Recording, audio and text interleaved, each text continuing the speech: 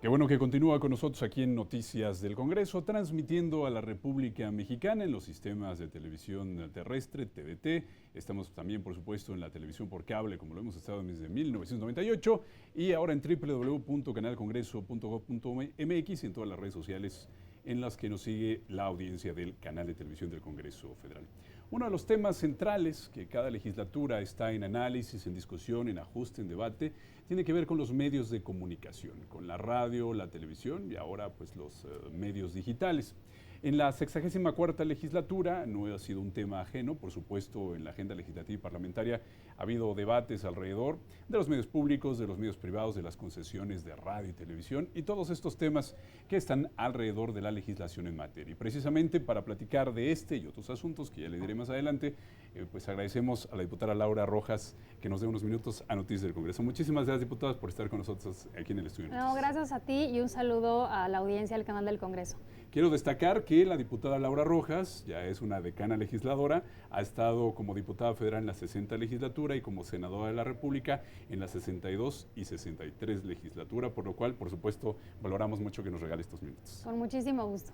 ¿Cuáles han sido los temas centrales que ha encontrado usted al asumir la presidencia de la Comisión de Radio y Televisión? Pareciera que es un debate terminado, que después de la ley o las reformas que tuvieron que ver con telecomunicaciones y radiodifusión y la creación de una ley de un sistema público de radiodifusión del Estado mexicano, el tema legislativo estaba cerrado, al parecer ya había un marco jurídico. ¿Cuáles son los temas que están ahora en análisis y discusión en la Comisión?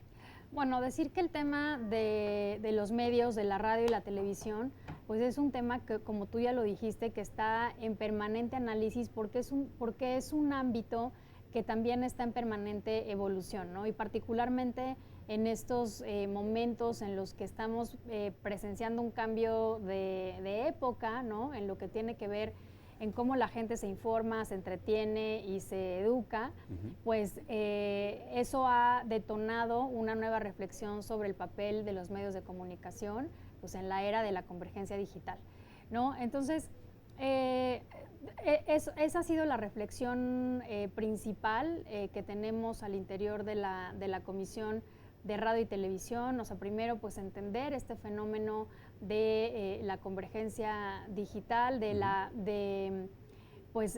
nueva era de la información, el Internet de las cosas, o sea, todo esto que ha estado cambiando y cómo en este nuevo contexto los medios tradicionales como la radio y la televisión van a seguir dando servicio a las audiencias.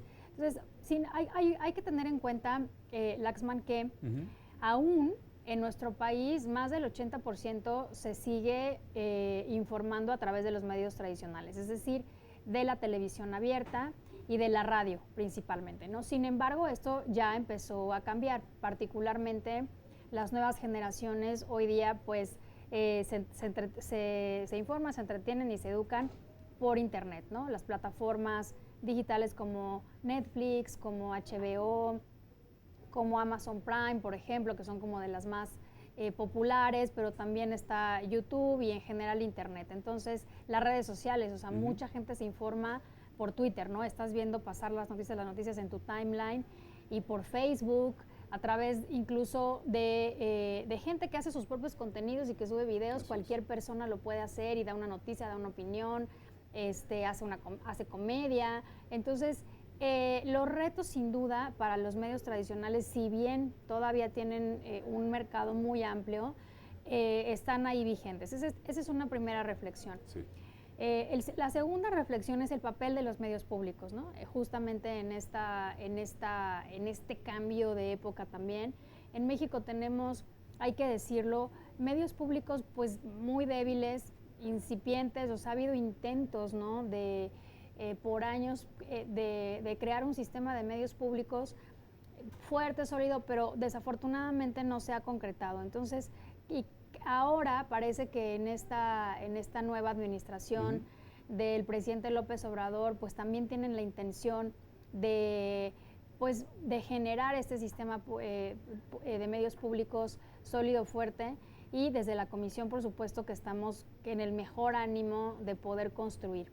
¿Por qué? Porque los medios públicos son los responsables de transmitir cierto tipo de contenidos que son muy necesarios lo dice la ley, para reforzar, por ejemplo, la unidad nacional, para fortalecer la democracia, ¿no? O sea, difundir y promover ciertos valores que tienen que ver con la diversidad, con la inclusión, etcétera, relacionados con el fortalecimiento de la democracia, para educar, ¿no?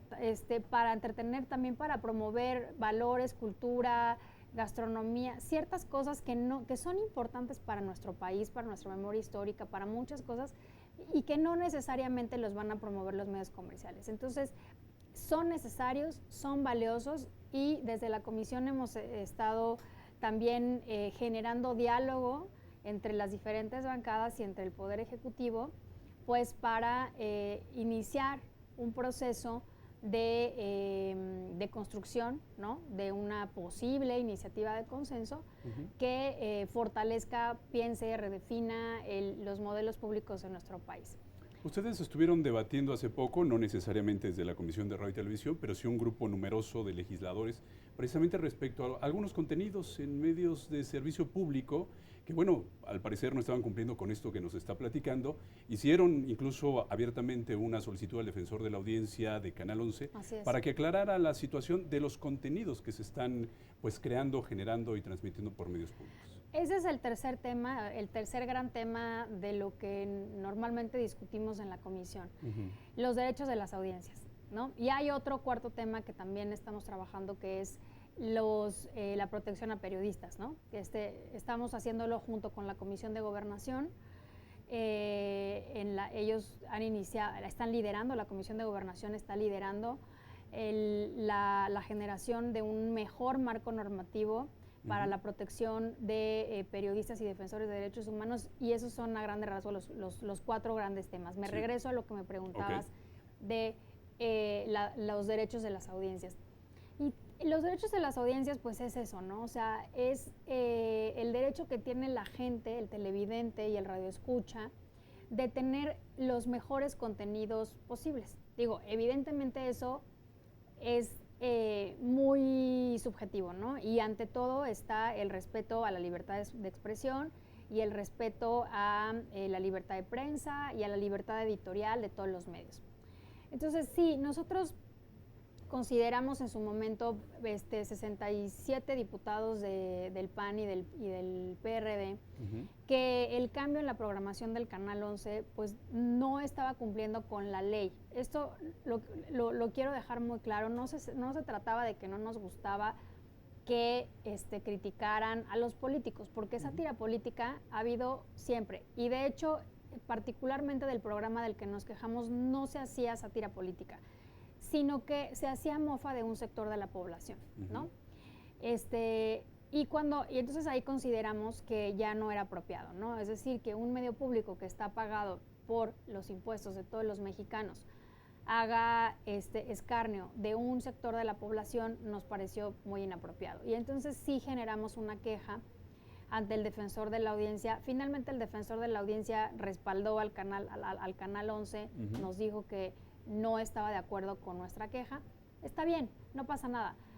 Lo importante de todo este proceso, Laxman y la audiencia, es que hay mecanismos que a través de la legislación se establecen mecanismos para que la audiencia pueda dar su opinión o quejarse sobre un contenido con el que no esté de acuerdo, que no le guste, que esté en pantalla, etcétera. Y eso es lo valioso de este proceso, ¿no? Claro, que tuvimos una posibilidad de retroalimentación con el canal. Hay que decirlo, también el Canal Congreso tiene un defensor de la audiencia, porque está en la norma, y también hay un Consejo Consultivo Ciudadano que da sus puntos de vista respecto a lo que se hace en este canal de televisión donde estamos transmitiendo, que es el Canal Congreso.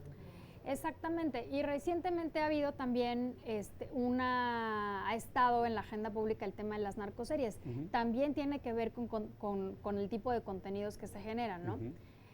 Y esto lo ha puesto pues el propio presidente de la República en la agenda nacional, y lo ha puesto también el canciller, ¿no? Así es. Que es las narcoseries, que hay que decirlo, son producidas y transmitidas no por la televisión mexicana, sino por las plataformas globales, ¿no? Bueno, sí hay narcoseries producidas y transmitidas en México, pero lo que está haciendo más daño, digamos, a la imagen internacional del país, pues son las que son transmitidas a nivel global. Si le sumas la realidad, ¿no? O sea, las noticias que salen de México y que se ven en el extranjero. Vimos ahora la sentencia de Joaquín Guzmán Loera en todos los medios. Sí, o los crímenes, la violencia, la inseguridad que desafortunadamente pues seguimos viviendo en este país, los asesinatos a periodistas. O sea, son las noticias pues de nuestra realidad que salen hacia otros países. Y si a eso le sumas que solamente en esas plataformas digitales se transmiten narcoseries, lo cual no decimos que está mal porque es una realidad que no puedes negar, que no puedes ocultar y que está en el marco de la libertad de expresión.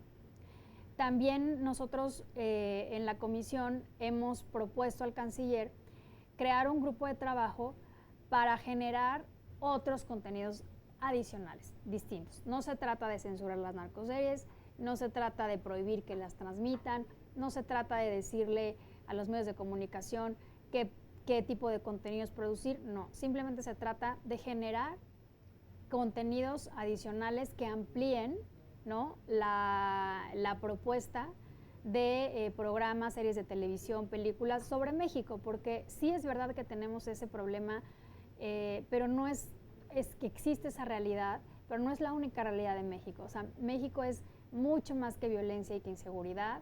Tenemos muchísimas cosas que mostrar y presumir al mundo, nuestra gastronomía, nuestros lugares turísticos, nuestros sitios arqueológicos, nuestra historia, incluso, y bueno, por ejemplo, recientemente esta plataforma Netflix acaba de hacer una serie sobre los tacos, que la verdad es que me pareció fabulosa. Es decir, en esa misma plataforma, ¿no?, se puede ver cómo es posible también generar contenidos positivos de las realidades de México. Entonces nosotros queremos contribuir desde la comisión a impulsar la generación de este tipo de contenidos diversos. Diputada, aprovechando esto que nos hablaba ya de las relaciones del canciller y de las relaciones exteriores de nuestro país, pues recuperando un poco su experiencia como senadora de la República en la pasada legislatura, pues aquí estamos a la expectativa de noticias del Congreso de la discusión de lo que se publicó hace unos días en el Leo Oficial, el Tratado de Libre Comercio, el nuevo Tratado de Libre Comercio México, Estados Unidos y Canadá. Usted como senadora observó este proceso de negociación y pues estamos un poco inquietos porque al parecer Canadá y Estados Unidos ahí siguen en el debate. ¿Cuál es su análisis? ¿Qué perfila usted? ¿Cree que se vaya a ratificar por los tres países este instrumento internacional económico? ¿Qué está observando usted? Pues mira, yo espero que sí. Yo espero que el tratado sea pronto ratificado por los parlamentos de Estados Unidos y de Canadá. Me parece que al final fue una buena negociación trilateral, que eso era muy importante. Al principio Estados Unidos trataba de negociar un poco, o sea, uno a uno, ¿no?, como con México y luego con Canadá, pero lo más importante del proceso es que se conservó siempre la negociación trilateral al mismo tiempo de los tres países y que al final se logró modernizar lo que ya teníamos con el Telecán. Entonces el TEMEC es una actualización del Telecán.